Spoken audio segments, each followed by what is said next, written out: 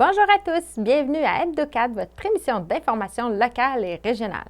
Voici la programmation pour notre édition du 16 février.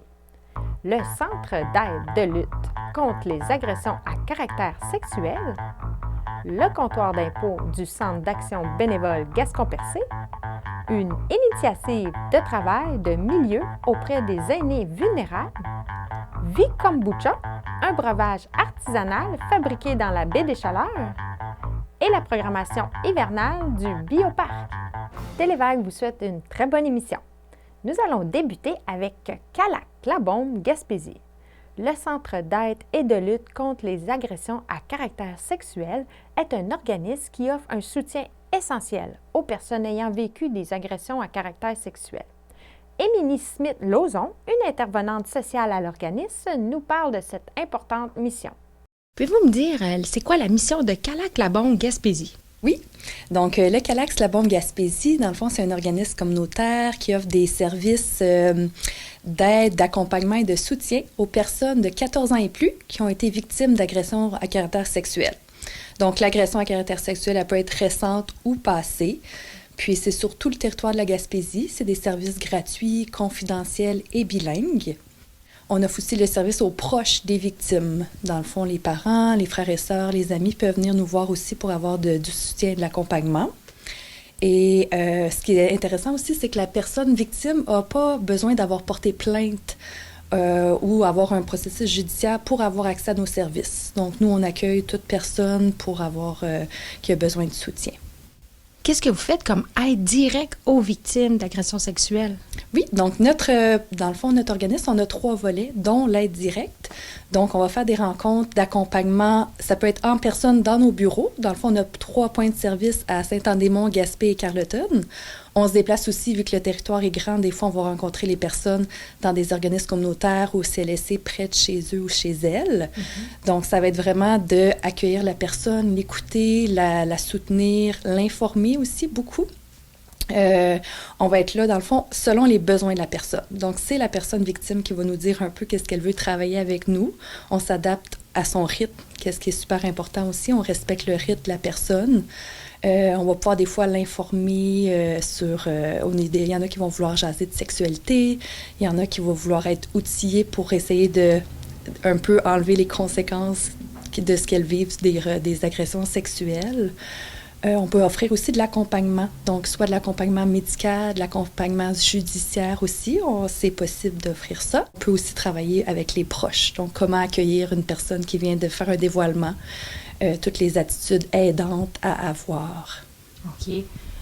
Y a-t-il encore de nombreux mythes ou préjugés par rapport aux agressions sexuelles? Malheureusement, oui. On aimerait ça qu'il n'y en ait plus au Québec en 2025, mais malheureusement, oui, il y en a encore beaucoup. Puis il y a même encore une culture du viol présente dans la société. Donc, par culture du viol, on entend des commentaires ou des phrases ou par exemple, c'est de la faute de la victime selon comment son attitude, ses comportements, comment elle était habillée. Donc ça, malheureusement, ça peut être encore entendu. D'autres mythes, par exemple, de dire que des fausses déclarations, qu'une victime porte plainte, finalement, elle ne s'était pas fait agresser. Donc ça, c'est un très grand mythe. On sait que ça demande beaucoup de courage.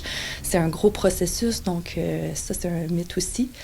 Le fait que les garçons, les hommes ne sont pas victimes d'agressions sexuelles. Donc ça aussi, c'est un mythe. On sait qu'un homme sur 6, un garçon sur 6 va vivre au moins une fois dans sa vie une agression sexuelle. C'est moins nombreux que les femmes. Les femmes, c'est 1 sur 3.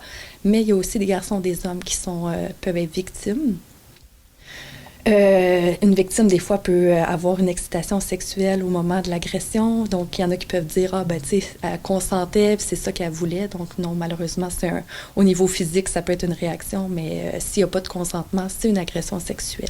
Le consentement, dans le fond, c'est l'accord qu'une personne va donner à son ou sa partenaire pour participer à une relation sexuelle. Donc, le consentement, faut vraiment le comprendre, tu sais, c'est pas juste si c'est oui, si c'est non, c'est non. Dans le fond, le consentement, il faut vraiment qu'il soit libre, volontaire. Donc, il ne faut pas que la personne se sente sous pression, il ne faut pas qu'elle se sente qu'il y ait un climat de peur qui soit instauré.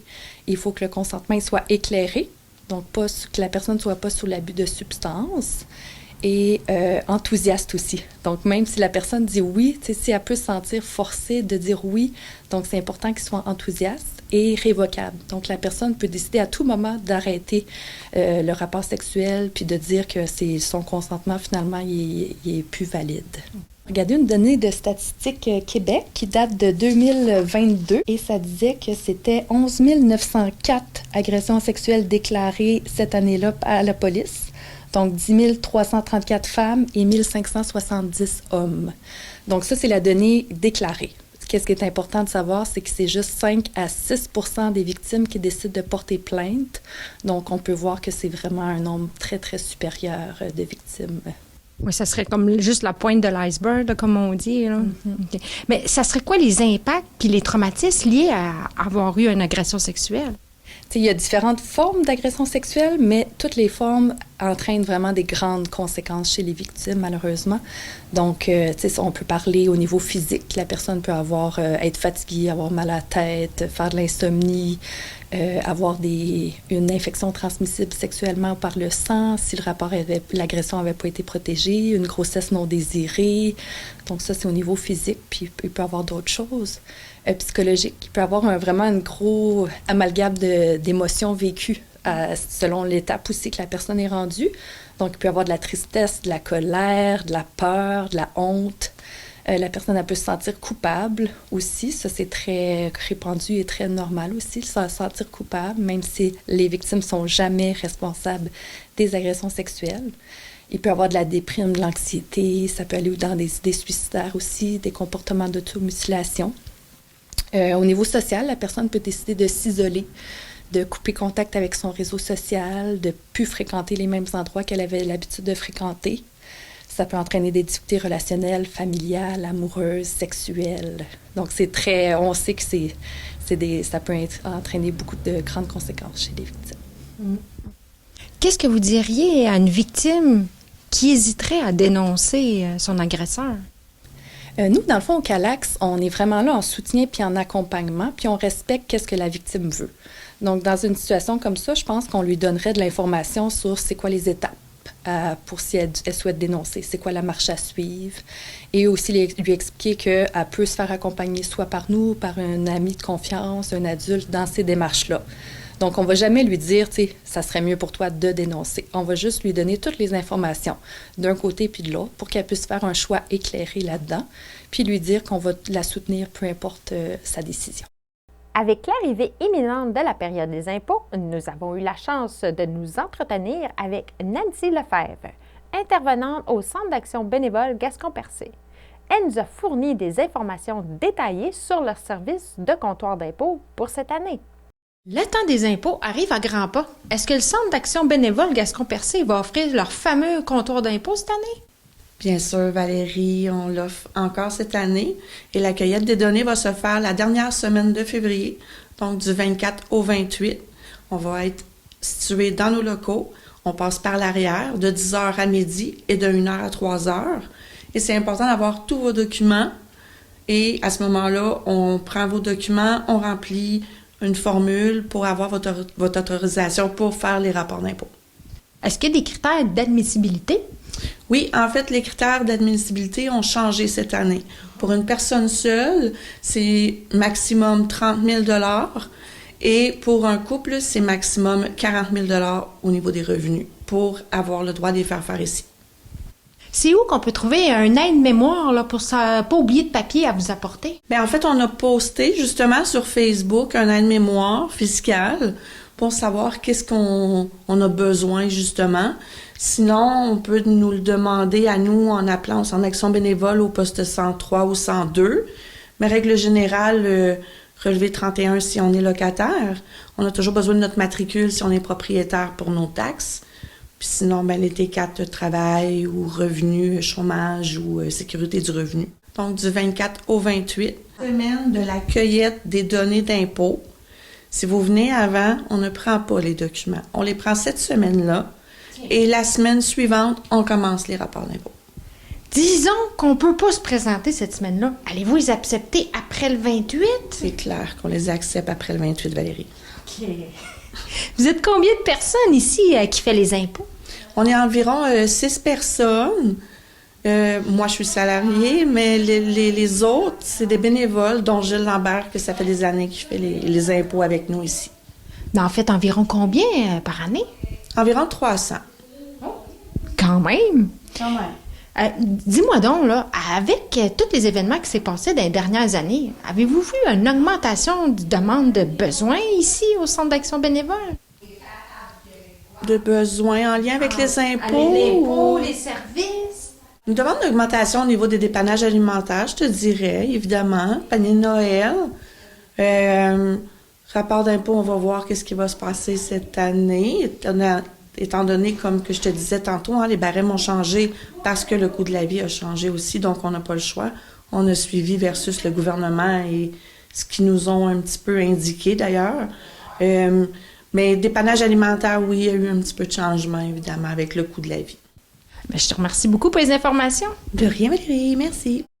Cindy Langlois, une intervenante de travail de milieu auprès des aînés vulnérables, nous a partagé des situations vécues au quotidien dans le cadre de son travail visant à aider les personnes âgées confrontées à des difficultés. Son témoignage met en lumière les défis auxquels font face ces aînés et l'importance du soutien apporté par les intervenants de terrain. Bonjour Cindy. Bonjour Valérie. Est-ce que tu peux me dire en quoi ça consiste ton emploi au Centre d'action bénévole Rocher-Percé? Je suis Itmar, je suis travailleuse de milieu pour les personnes aînées vulnérables. Ça veut dire quoi? On est toutes vulnérables à un moment donné dans nos vies, peu importe, juste être une migraine, une grippe ou une phase de COVID, disons, on devient vulnérable. Par contre, chez les aînés, la vulnérabilité est plus accentuée par l'isolement, la méconnaissance des ressources. Ils savent pas où appeler, ils savent pas où aller chercher les renseignements qu'ils ont besoin. Ils vont m'appeler à moi. Moi, je me déplace à domicile, puis je vois démêler tout ça dans leur tête, parce que souvent, on est mêlés, on voit plus le jour, les vies vont vite. Les personnes âgées, ils ont la maladie, ils ont des deuils à faire, des deuils blancs, que ce soit leur capacité cognitive, que ce soit une perte d'un être cher. Fait, ils sont beaucoup dans la perte. Ça devient très nuageux dans leur tête. Hein? C'est orageux. Fait que quand j'arrive, on fait un peu le ménage là-dedans. On essaie de faire remettre le soleil un peu dans leur vie, mais c'est avant tout de leur redonner leur pouvoir d'agir qu'ils ont toujours eu.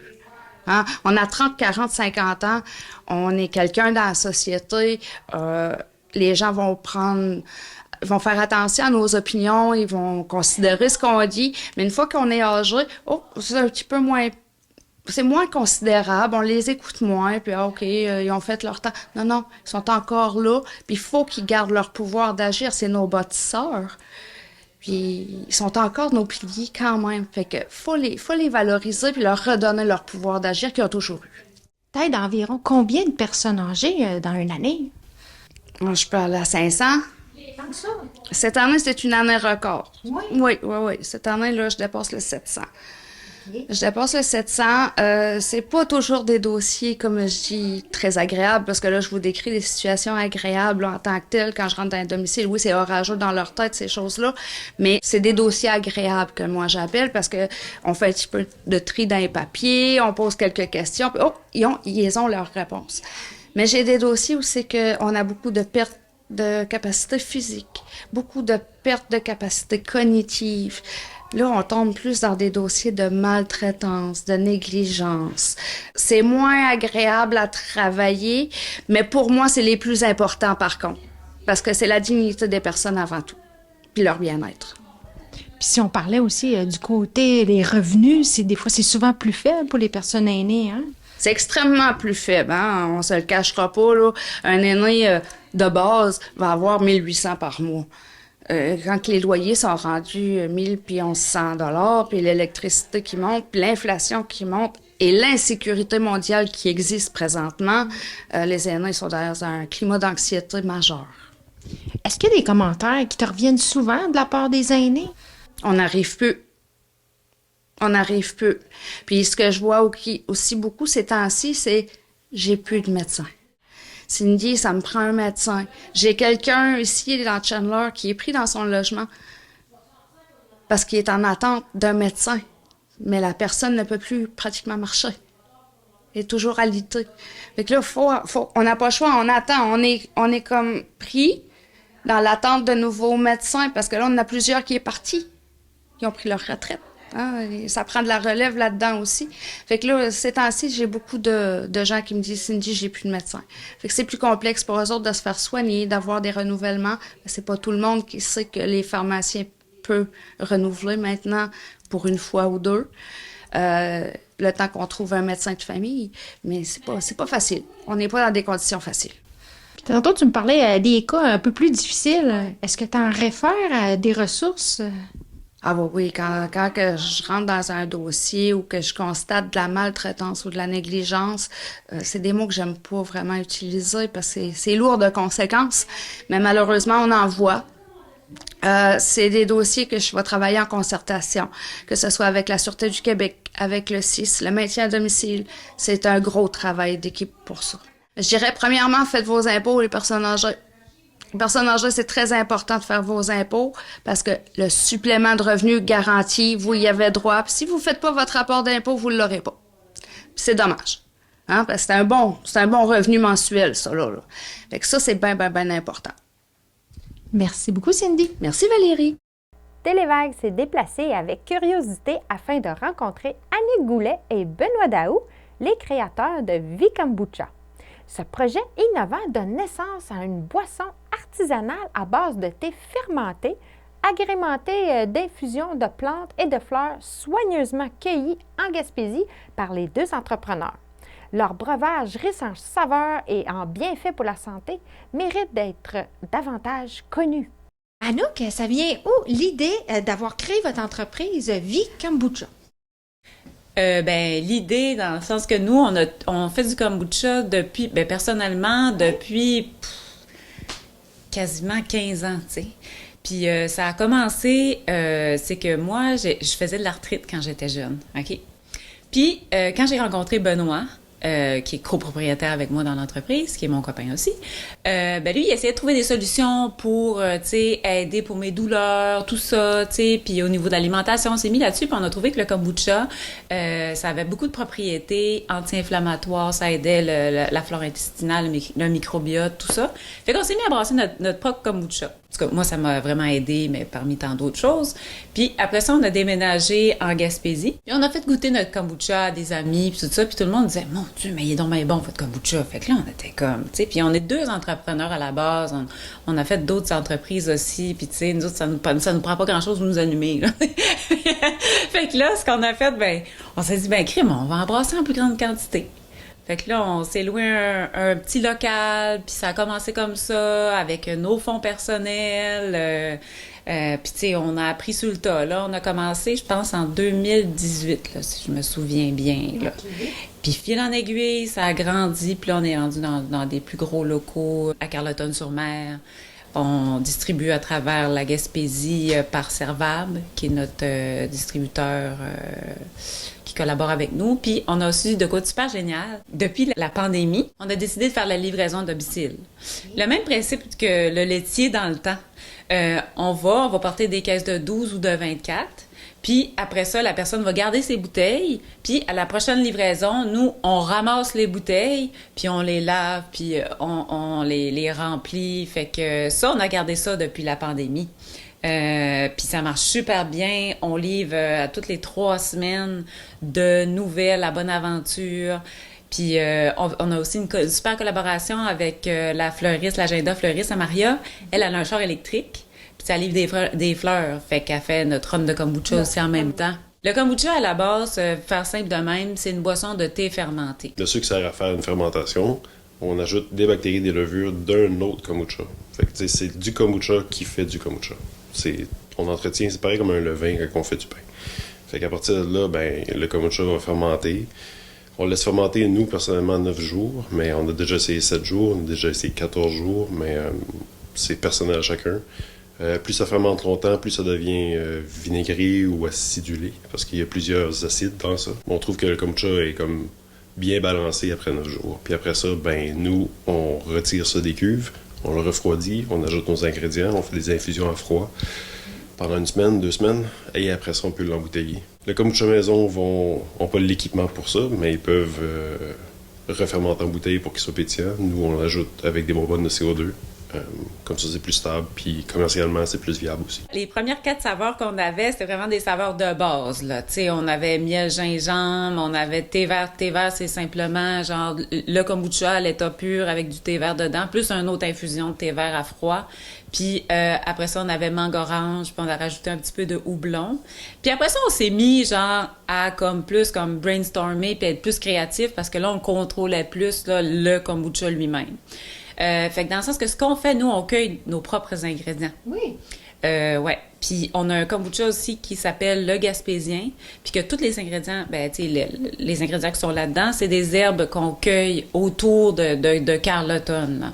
Fait que, tu sais, on fait nos recettes aussi beaucoup par inspiration, parce que je veux pas, tu sais, à un moment donné, un herbe, tu sais que ça goûte, on veut plus d'amertume, on va mettre du houblon, du labrador, c'est comme ça. Mais tu sais, on est des créatifs, là, fait que, tu sais, bien sûr, des fois, on manque notre coup, mais mais là, ça arrive plus souvent, là.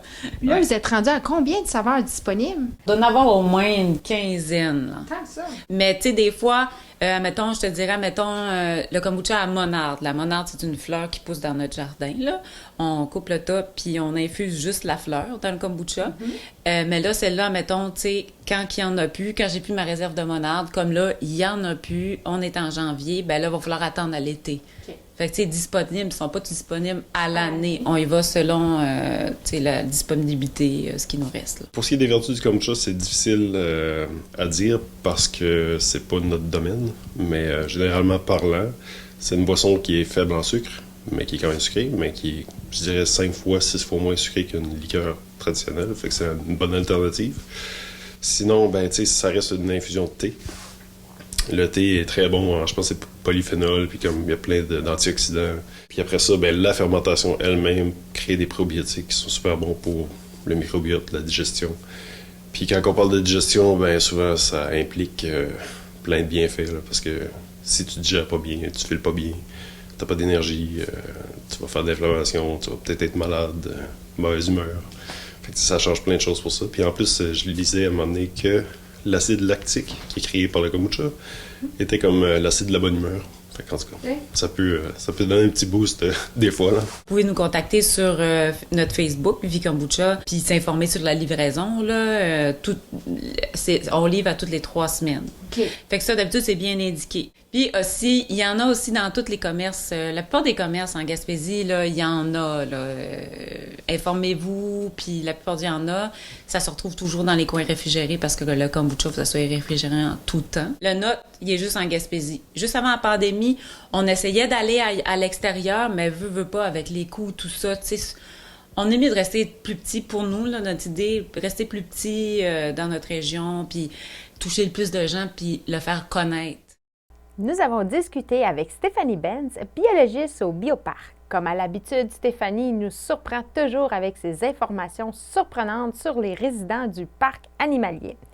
Elle en a profité aussi pour nous présenter la programmation hivernale du Bioparc. Bonjour Stéphanie. Bonjour. On est venu te rencontrer pour que tu nous parles de ta programmation hivernale. Ça va commencer avec un safari photo. Oui, safari photo le samedi 22 février. Donc, à l'avant-midi, on va profiter là, de la belle neige qui est tombée, puis on va pouvoir prendre des belles photos de nos animaux avec leurs belles grosses fourrures d'hiver, qu'on voit bien aussi à travers, tu sais, vu qu'il y a beaucoup de neige, ben, les animaux paraissent mieux. Il y en a aussi qui sont plus actifs durant l'hiver, donc on va profiter de ça. Puis le matin, ben, on a encore une belle luminosité, donc c'est une super occasion de venir prendre des photos de nos animaux. Puis pas besoin d'être un photographe là, super bon. Si on aime faire de la photo, c'est le moment parfait. Puis à la suite de ce safari photo-là, ben, les gens sont invités à nous envoyer leurs photos pour qu'on puisse faire un concours. Faut-tu s'inscrire à l'avance pour ça? Oui, il y a un nombre de places limité. Comme ça, on est un petit groupe, c'est une sortie VIP. Donc, on peut réserver via notre site Internet. Il y a une 20aine de places, il en reste encore quelques-unes, donc c'est le temps de s'inscrire. Pour la semaine de relâche, allez-vous être ouvert au Bioparc? Bien sûr, c'est un immanquable Bioparc ouvert pour la relâche. Donc, on va être ouvert du 2 au 7 mars, de 10h à 2h. Puis le 2 mars, en fait, c'est un dimanche. Et ça va être un dimanche gratuit, mais avec les nouvelles consignes du ministère de la Culture, ça va être gratuit pour les 19 ans et moins. On invite les gens à réserver, ceux qui payent et ceux qui payent pas la même chose. Ça va être plus facile. Mais sinon, le reste de la semaine, c'est ouvert comme à l'habitude. Les gens pourront profiter de l'expertise des guides des guides naturalistes et des animalières sur le terrain et pouvoir profiter des repas des phoques à 10h30 et 13h30. Puis visiter le bioparc en hiver, c'est-tu moins dispendieux qu'à l'été aussi? Effectivement, comme le parcours est un peu différent, il y a des animaux qui dorment, il y a des sections qui sont pas accessibles non plus, comme la petite ferme et les pavillons intérieurs, le prix est réduit pour la relâche. Il va-t-y avoir une soirée pleine lune aussi? Ah oui, la belle soirée pleine lune, elle, qui a lieu le vendredi 14 mars en soirée à 19h. Donc, une fois que le soleil est couché, on va profiter du clair de la lune qui éclaire vraiment bien la neige pour pouvoir voir les comportements des animaux nocturnes. On va parler des adaptations à l'hiver aussi. Donc, une belle promenade en perspective. Dis-moi donc, Stéphanie, pourquoi que les cervidés y perdent leur bois l'hiver? C'est une excellente question. Puis en fait, on va revenir dans le temps parce qu'à quoi servent les bois en tant que tels? Donc, les bois sont vraiment utiles pour la reproduction, du moins dans le cas des mâles. Donc, chez les cerfs de Virginie, les orignaux et les mâles caribous, les bois vont pousser pour que ils puissent impressionner les femelles, leur montrer qu'ils ont une bonne santé. Et comme ça ne sert plus une fois la reproduction terminée, puisque la reproduction a lieu à l'automne et que c'est quand même encombrant, vont les perdre. Comme ça, ils ont un peu plus de liberté durant l'hiver et ça va repousser d'une année à l'autre. La seule exception, c'est chez les femelles caribous, qui elles aussi peuvent porter le panache, puis elles s'en servent pas pour la reproduction, mais plutôt, entre autres, on n'est pas très sûr, tous les scientifiques s'entendent pas, mais entre autres pour avoir meilleur accès à la nourriture durant l'hiver. Donc les mâles ont perdu leur panache, c'est les femelles qui mènent, peuvent chasser les mâles des meilleurs endroits pour le nourrissage, ce qui est très utile parce que durant l'hiver, elles vont peut-être être gestantes, donc avoir un petit dans leur ventre à nourrir, mais aussi le petit de l'année précédente, qui est avec eux. Donc, comme ça, elles s'assurent de bien manger et de pouvoir procréer l'année suivante. Dis-moi donc, récemment, vous avez dit au revoir à 2 de vos pensionnaires. Malheureusement, oui, c'est des choses qui arrivent quand on travaille avec des animaux. Ça vieillit, c'est un peu comme nous. Puis on en a qui étaient plutôt âgés.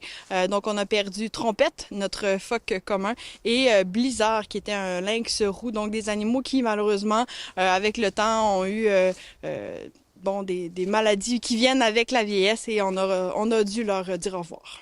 L'espérance de vie d'un phoque commun, c'est combien d'années? Normalement, un phoque en nature, ça va vivre à peu près une 20aine d'années. Par contre, en captivité, ça peut vivre beaucoup plus longtemps. On parle parfois de plus de 30 ans.